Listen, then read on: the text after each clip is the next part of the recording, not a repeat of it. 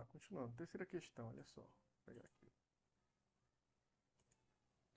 Tá, vamos lá. O que ele te diz aqui? O gráfico a seguir mostra duas curvas que correlacionam, né? Então nós temos aqui uma temperatura corporal do animal, nós temos a temperatura do meio ambiente. Bora colocar aqui A e B só para ficar mais simples da gente visualizar os detalhes. Olha só. Então, né, nós temos aqui a temperatura do animal e aqui a temperatura do corporal e a temperatura do ambiente, tá? O que que a gente consegue perceber? A gente consegue perceber aqui, por exemplo, que no animal A, ó, nós temos a temperatura do animal aqui, a temperatura do animal ela vai subindo, tá? E ela acompanha a temperatura do ambiente. Então aumenta a temperatura do ambiente, aumenta a temperatura do animal, tá bom? No animal A. Toda vez que a gente vê um animal, tá, que ele apresenta a temperatura dele varia de acordo com a temperatura do ambiente, esse animal ele é chamado de pecilotérmico ou pecilotermo também, tá? Tanto faz. Bom, o outro animal, o animal B, o que a gente percebe? Que a temperatura dele, né, a temperatura corporal dele aqui, ela fica praticamente constante. Mesmo que aumente a temperatura do ambiente, ela se mantém praticamente constante.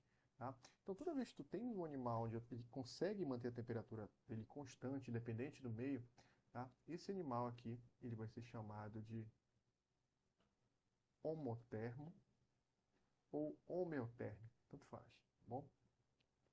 Bom, e agora a gente precisa saber quem são esses animais pecilotérmicos e quem são esses animais homeotérmicos. É bem simples, tá? Bem simples.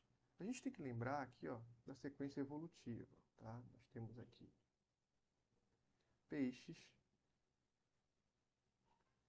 anfíbios,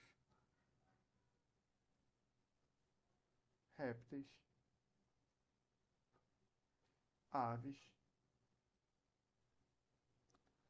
e mamíferos, tá bom? Bom, desses cinco grupos aqui desses animais, né, nós temos, por exemplo, dois aqui que são homeotérmicos. Quais são esses dois aqui? Nós temos as aves, tá bom? E os mamíferos. Eles são animais homotérmicos, tá? Ou homeotérmicos, tanto faz. Tá bom? Eles conseguem manter a temperatura deles constante, independente do meio. Peixes, anfíbios e répteis, eles são animais pecilotérmicos, tá bom? A temperatura deles varia de acordo com a temperatura do ambiente. Varia a temperatura do ambiente, a temperatura deles muda também, tá bom? Então, vamos lá, tranquilo agora, né? Os animais A e B podem ser respectivamente. Então, o animal a temperatura dele está variando de acordo com a temperatura, né, do ambiente. Tá? Quais são? Quem pode variar a temperatura de acordo com a temperatura do ambiente? Nós temos três opções: peixes, anfíbios e répteis. Tá? Então, a letra A tem que ser um peixe, um anfíbio, um réptil. Pode ser gato? Não, não pode ser gato, porque gato é mamífero. Então, a gente elimina logo a letra A. Pode ser arara? A gente elimina também logo a arara, porque a arara é a ave. Lembra aqui, ó, que aves e mamíferos conseguem manter a temperatura constante, são homeotérmicos, tá? Então não pode ser. Então pode ser tartaruga, opa, pode ser uma tartaruga porque ela é um réptil, pode ser o jacaré porque ele é um réptil também, tá bom?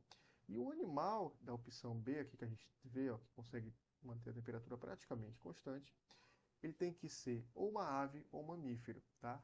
Pode ser a letra B aqui? Não, não pode ser a letra B porque a gente está falando do anfíbio, né? Sapo é anfíbio. E os anfíbios também são pecilotérmicos, tá bom? Então a gente já elimina também a letra B. Sobrando a letra D. Então, o jacaré, ele é pecilotérmico, ó, a temperatura dele variando aqui, de acordo com a temperatura do ambiente aumenta a temperatura dele.